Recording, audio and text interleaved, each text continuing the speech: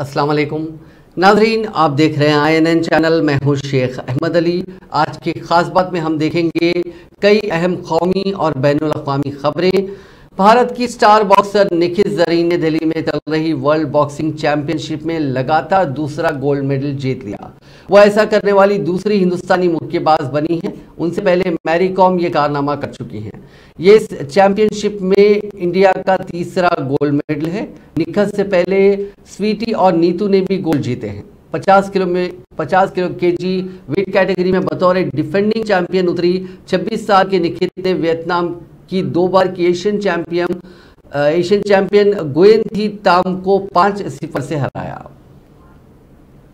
राहुल गांधी की लोकसभा रुकनीत मंसूख किए जाने के खिलाफ कांग्रेस पार्टी ने इतवार को मुल्क गिर एहतजाज किया।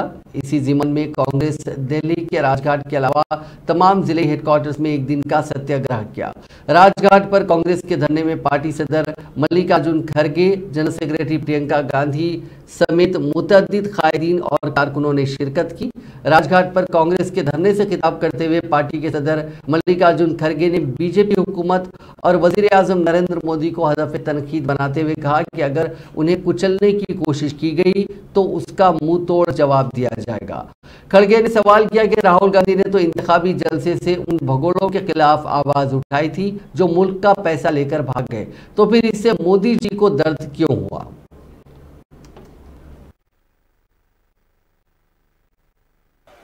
बीजेपी सरकार और मोदी जी खास करके हमारे को कमजोर समझ रही है।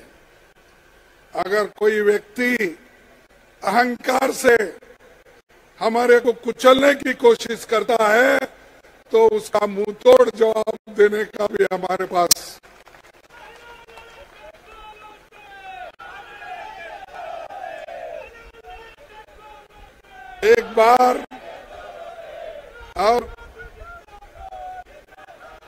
एक बार मुझे याद है, जब मैं विद्यार्थी था तो लॉ में पढ़ता था, तो उसी वक्त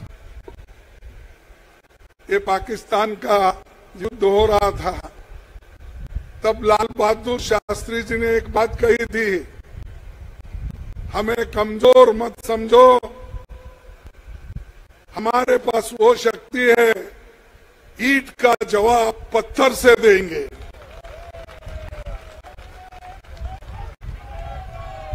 तो हमको अगर कोई कोशिश करता है, सत्य बोलने से रोक सकता है, प्रामाणिकता से चलने के लिए हमको कोई आड़ा आता है और देश को बचाने के लिए, आजादी को बचाने के लिए, डेमोक्रेसी को बचाने के लिए, संविधान को बचाने के लिए, फ्रीडम ऑफ स्पीच और एक्सप्रेशन को बचाने के लिए जो कुछ भी कुर्बानी देना है हम देते रहेंगे, लड़ते रहेंगे, उसकी रक्षा करेंगे। 2014 के पहले 3000 करोड़ का था, फिर उसको बढ़ते बढ़ते 50,000 करोड़ हो गया, फिर और बढ़ते 2 लाख हो गया, और आखिरी में सिर्फ 2.5 साल में 12 लाख करोड़ उसकी संपत्ति हो गई। कैसा हो गया भाई, यही हमारे राहुल जी ने पूछा। सिर्फ 2.5 साल में अगर एक व्यक्ति 12 लाख करोड़ रुपए कमाता है, आया कहां से, दिया किसने, और उसके अदानी के साथ आप फॉरेन जाते हो, उसको लेकर अपने साथ जाते हो। जब प्रधानमंत्री बनने के लिए यहाँ आए, शपथ लेने के लिए उसके स्पेशल अपने विमान में आते हो। ऐसी बातें अगर पूछते हैं हम देशद्रोही होते हैं। ऐसी बातें अगर हम जनता के सामने जनता के लिए रखते हैं तो मोदी के लिए ये जरा तकलीफ की बात है, क्योंकि मोदी जी हमेशा चाहते हैं इस देश में कोई बात न करे उनके खिलाफ, इस देश में कोई सत्य उनको बताने की जरूरत नहीं है। इसीलिए राहुल जी कहा जाता है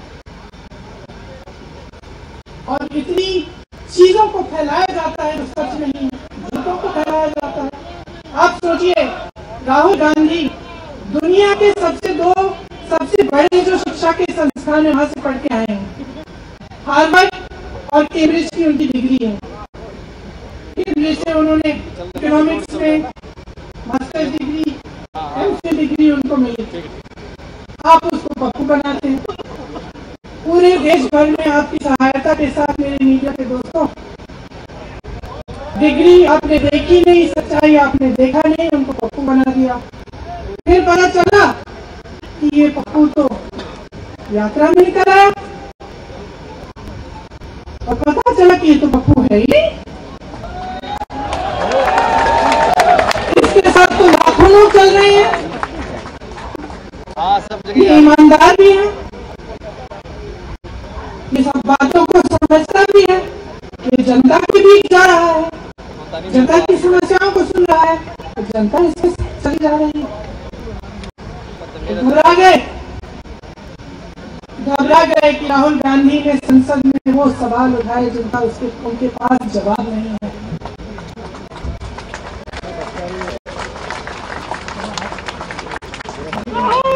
क्या किया सुन लीजिए।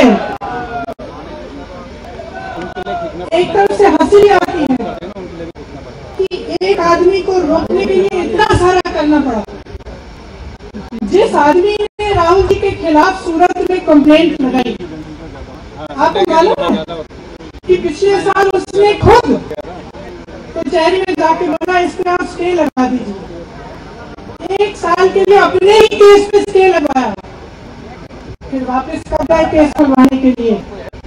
राहुल गांधी के संसद में अडानी के भाषण देने के एक हफ्ते बाद वो आदमी वापस जाता है, कहता है कि इसको लीजिए, हम तैयार हैं। 1 महीने के अंदर हमारी नौकरी जाएगी।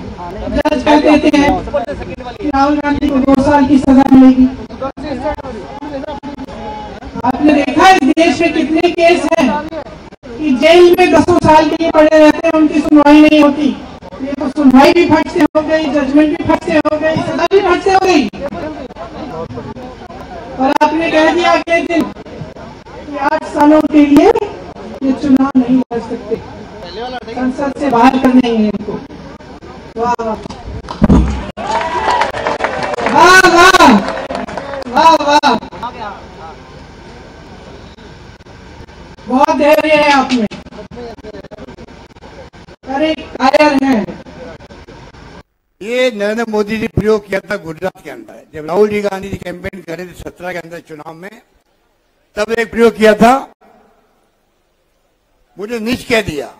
जब चुनाव में हारी थी पार्टी, वहां पर गुजरात चुनाव हारे थे वो लोग, आखिरी हत्या के रूप में उन्होंने कहा मुझे कांग्रेस नेता ने नीच कह दिया है। देखो भाइयों बहनों, मैं नीच हूं क्योंकि मैं ओबीसी का हूं।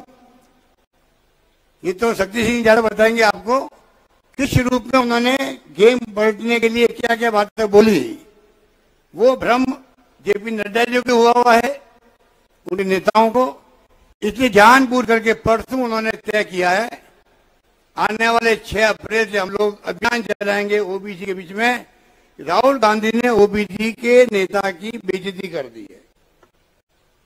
राहुल जी ने बेइज्जती क्या कर दी? वो ओबीसी के लोग हैं जो भागे गए हैं, नीरव मोदी हो चाहे नरेंद्र मोदी हो, ओबीसी के लोग हैं वो। तो भी बताइए, उनका बचा रहे हो, चोरों को बचा रहे हो और कह रहे हो राहुल गांधी ने बेइज्जती कर दी ओबीसी की। आप समझिए, जो गुजरात में प्ले कार्ड खेला था उन्होंने, वो कार्ड खेलना चाहते देश के अंदर। कांग्रेस ने जो ओबीसी के लोग, राहुल गांधी जी आपकी लड़ाई लड़ रहे हैं और अगर वो सदन में नहीं है तो आपकी आवाज सदन में सुनाई नहीं देगी। ये इस देश की जनता को समझना है और हम सबको समझाना है। अगर राहुल गांधी जी सदन में नहीं है तो नरेंद्र मोदी से आंख में आंख डालकर चीन पर सवाल पूछने वाला सदन में नहीं है। अगर राहुल गांधी जी सदन में नहीं है तो अडानी पर सवाल पूछने वाला नरेंद्र मोदी की आंख में आंख डालकर सदन में नहीं है। अगर राहुल जी सदन में नहीं है तो महंगाई पर, बेरोजगारी पर मोदी की आंख में आंख डाल के सवाल पूछने वाला सदन में नहीं है।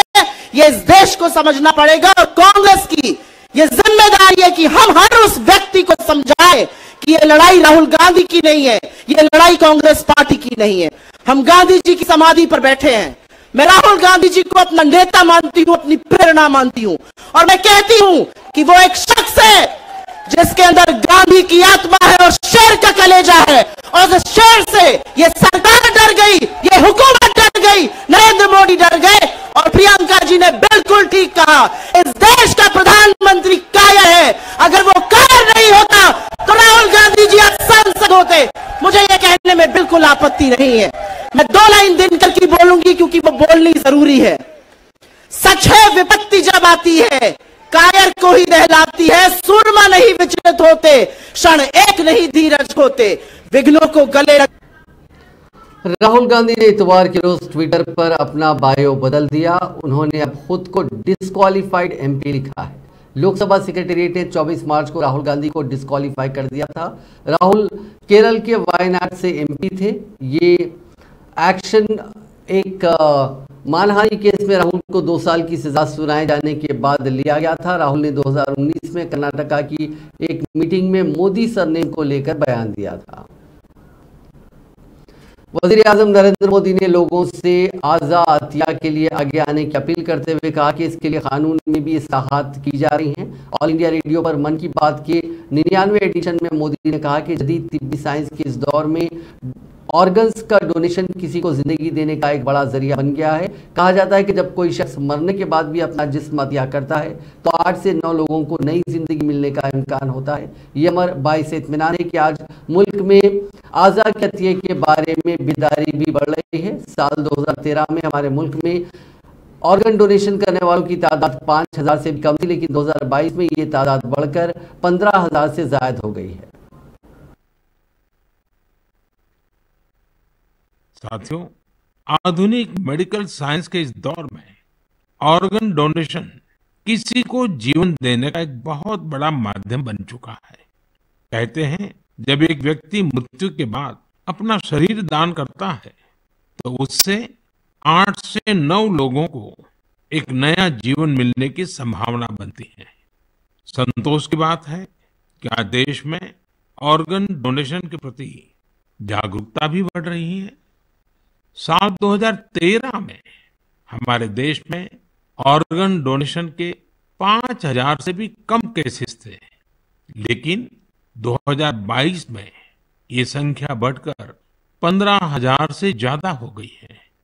ऑर्गन डोनेशन करने वाले व्यक्तियों ने, उनके परिवार ने वाकई बहुत पुण्य का काम किया है। साथियों, मेरा बहुत समय से मन था कि मैं ऐसा पुण्य कार्य करने वाले लोगों के मन की बात जानूं और इसे देशवासियों के साथ भी शेयर करूं। इसलिए आज मन की बात में हमारे साथ एक प्यारी सी बिटिया, एक सुंदर गुड़िया के पिता और उनकी माताजी हमारे साथ जुड़ने जा रहे हैं।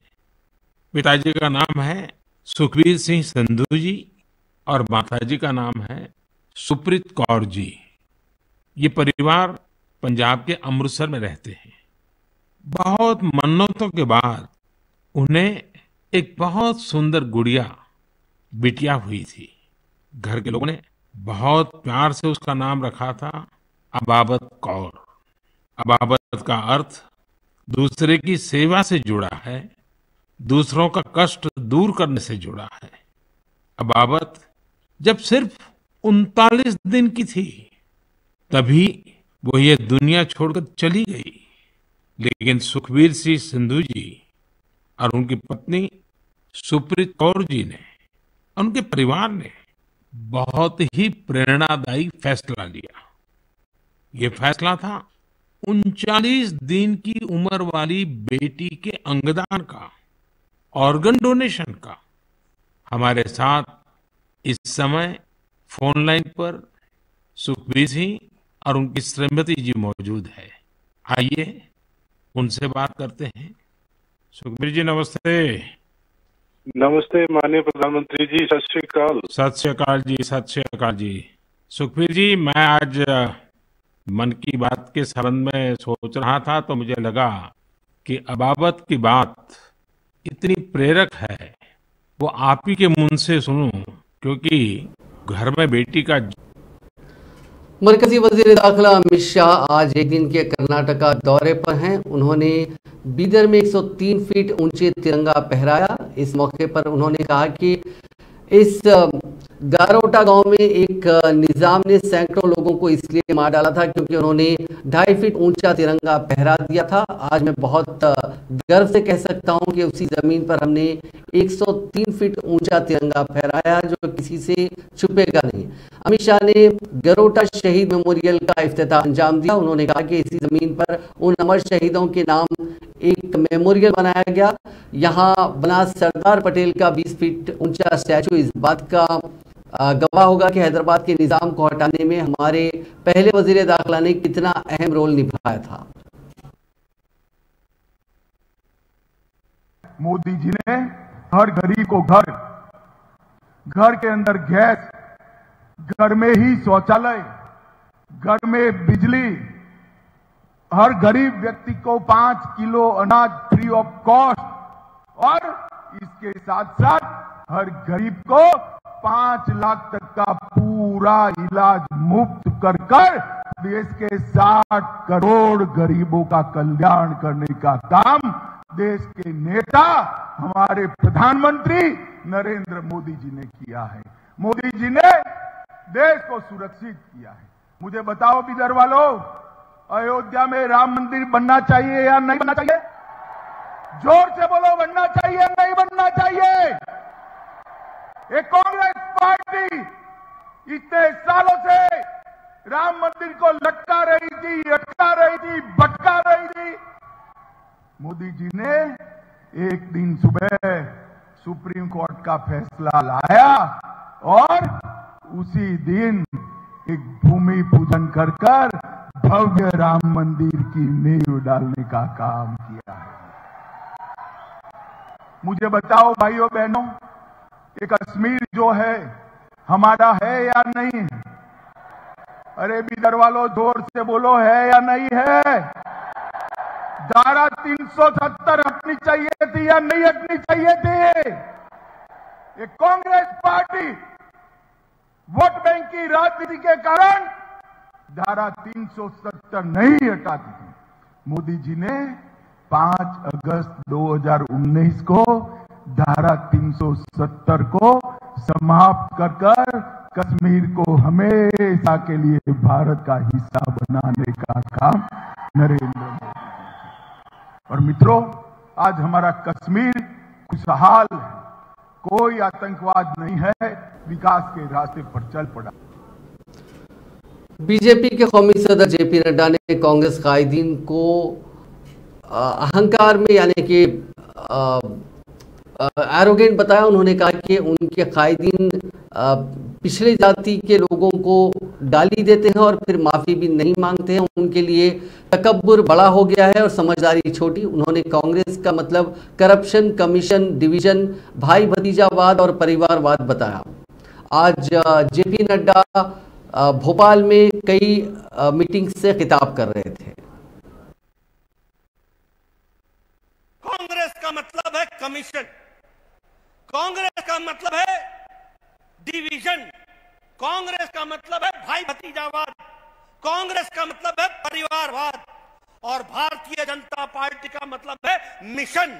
भारतीय जनता पार्टी का मतलब है समाज सेवा, भारतीय जनता पार्टी का मतलब है महिला सशक्तिकरण, भारतीय जनता पार्टी का मतलब है समाज का सशक्तिकरण, भारतीय जनता पार्टी का मतलब है रिपोर्ट कार्ड की संस्कृति।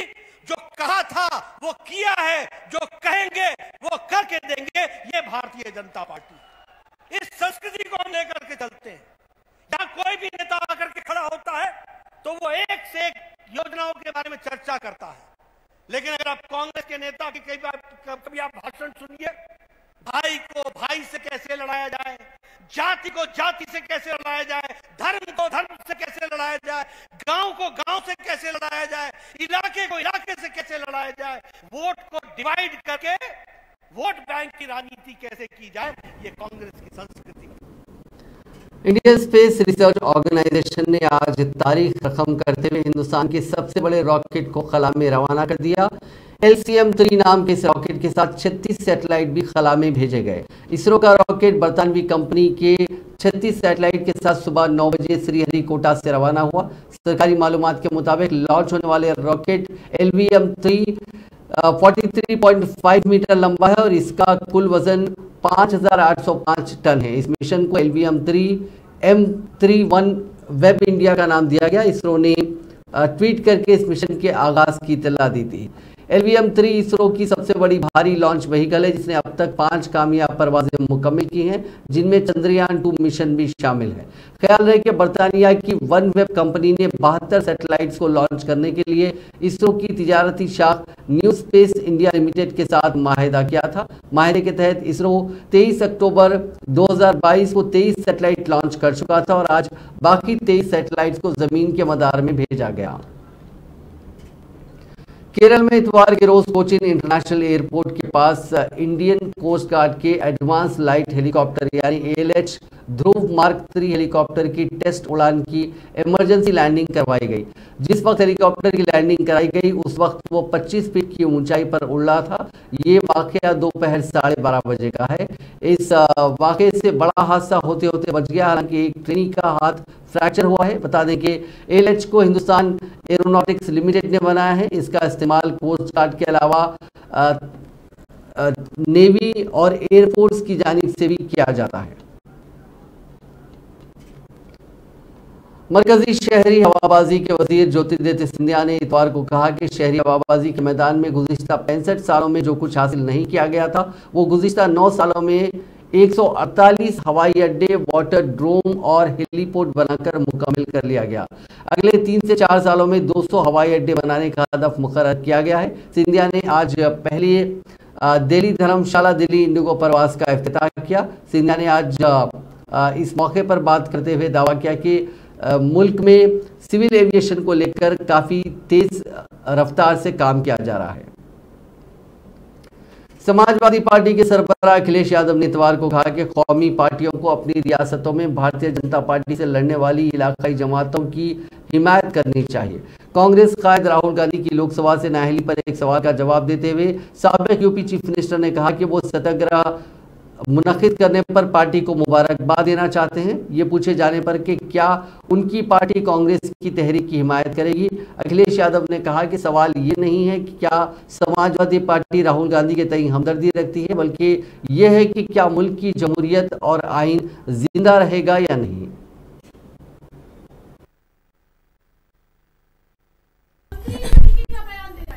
कौन मंत्री दे रहा है पता नहीं, उनको पहले मुख्यमंत्री जी ने फोन करके बता दिया होगा कि इस जगह पर गाड़ी पलटा देंगे। और मैंने उस समय भी कहा था कि जिस समय आप गूगल से और अमेरिका से मदद ले लोगे आपको पता लग जाएगा कि किस समय गाड़ी पलटी है और किसने पलटाई है। ये सब डॉक्यूमेंटेड है, सैटेलाइट पे सब होगा, ये रिकॉर्ड जाने वाला नहीं है। ये गलती मत करना आप। ये 3 साल बाद 4 साल बाद भी अगर अमेरिका से निवेदन करोगे, अपील करोगे और वो निकाल के रिकॉर्ड देगा कि हर सेकंड का अगर आप मैप करोगे तो आपको पता लग जाएगा गाड़ी कैसे पलटी है। नहीं वो तो क्यों नहीं चल सकता है? तो कौन से रॉबर्ट क्या लाल टोपी पहन के आएगा? क्या बात कर रहे हो आप भी? रॉबर्ट का कमाल नहीं है, टेक्नोलॉजी का कमाल है, सैटेलाइट कमाल है। अरे भाई पुराने जमाने मॉडल पत्रकार हो। अच्छा ये बताओ क्या साथी, इस सरकार ने कहा कृत्रिम बारिश कराएंगे, याद कीजिए। अरे कहां कृत्रिम बारिश हुई? और जिस देश को काम चाहिए हो, जिस देश को हाथ को रोजगार चाहिए हो, आप रोबोट बना रहे हो। आप बताओ। तो इसलिए मैंने कहा कि आप हट जाओगे, आप भी एक खरीद लोगे रोबोट, यहां बैठा दोगे अपने प्रेस की तरफ से। देखिए आप आधी अधूरी बात क्यों करते हो? आपको पूरी बात यह करना चाहिए कि एक बार इलेक्शन कमीशन को भी इंतजार करना पड़ा था नॉमिनेशन के पेपर्स को ठीक कराने के लिए। वो कौन सी सरकार थी? याद कीजिए आप। क्या आप कह सकते हैं ये बात? क्या कोई कह सकता है ये बात? एक आध पत्रकार साथी ने तो कहा है, सरकार खुद जानती है। और फिर वहां पर भारतीय जनता पार्टी के, बीजेपी के लोग भी शामिल हैं, जमीनों में उनके विधायक भी शामिल हैं, जमीन का कारोबार करते थे। बीजेपी के लोग उन पे कार्रवाई क्यों नहीं कर रहे हैं? ये भू माफिया, महोत्सव, उत्सव, चेहरे खिल जाते हैं। अरे ये बताओ ना कि उत्तर प्रदेश के 10 टॉप माफिया कौन है? उन 10 टॉप माफियाओं में आप बताइए कौन कौन है, या ये बताइए 50 से ऊपर मुकदमे किन लोगों पर हैं? क्या आप सूची नहीं जारी कर सकते हो? आपने कहा हम सूची जारी कर देंगे, आप बताइए हाउस में मुख्यमंत्री ने कहा था कि नहीं कहा था? क्यों नहीं जारी कर रहे हैं आखिरकार? उत्तराखंड के उत्तरकाशी इलाके में आसमानी बिजली गिरने से तकरीबन 350 बकरियां हलाक हो गई। मिथलाव टोक के जंगल में पेश आने वाले इस वाक़े की इत्तला गांव वालों ने इंतजामिया को दी। इंतजामिया और वेटनरी डिपार्टमेंट की टीम जाए वक़ूफ़ पर पहुंचकर नुकसान का अंदाज़ा लगाएगी। ख्याल है कि उत्तराखंड में भारी बारिश दर्ज की गई। जहां देर शाम धनलोटी में शदीद सालाबारी हुई, वहीं कोमानी, आरो और नाशपति में सालाबारी से फसलों को नुकसान पहुंचा। ख्याल रहे कि उत्तरकाशी के बासु इलाके के गांव वाले गर्मियों के शुरू होते ही अपने बकरियों को खेत से पहाड़ी इलाकों में ले जा रहे थे। गांव वालों ने बताया कि तकरीबन 1000 से 1200 बकरियां मैदानी जंगलों से पहाड़ी इलाकों की तरफ जा रही थी। रात को वो तीनों देहाती अपने बकरियों के साथ एक खटखाल के करीब पहुंचे। रात 9 बजे के करीब अचानक मौसम खराब हो गया और इस दौरान आसमानी बिजली गिरी। गांव वालों ने मकामी इंतजामिया से उनकी मदद करने की गुजारिश की है। भोजपुरी अदाकारा आकांक्षा दुबे ने वाराणसी के एक होटल में खुदकुशी कर ली। रिपोर्ट के मुताबिक महज 25 साल की आकांक्षा देर रात गए सारनाथ की बुद्ध सिटी कॉलोनी में वाक़ होटल सुमिंद्रा के कमरे में फांसी ले ली। पुलिस ने लाश कब्जे में लेकर पोस्टमार्टम के लिए भेज दिया, जबकि फॉरेंसिक टीम ने कमरे का मायना करके शवाहिद इकट्ठे किए। आकांक्षा यूपी के भदोही जिले के टोरी थाना इलाके के तहत पारसीपुर की रहने वाली थी और फिलहाल वो मुंबई में रहती थी। वो शूटिंग के सिलसिले में वाराणसी आई हुई थी। Makeup artist Rahul Sharma, hairdresser Rekha Maurya और स्पॉट बॉय संजय यादव उनके साथ मौजूद थे। रिपोर्ट के मुताबिक इतवार को सुबह 10 बजे एक भोजपुरी फिल्म की शूटिंग के लिए सेट से राहुल के फोन पर कॉल आई कि हीरोइन को लेकर आ जाओ। राहुल ने दरवाजे पर दस्तक दी और बेल बजाई तो कोई जवाब नहीं मिला। इसकी इत्तला मैनेजर को दी गई और तब पता चला कि इस एक्ट्रेस ने खुदकुशी कर ली है। पुलिस इस पूरे मामले की जांच कर रही है।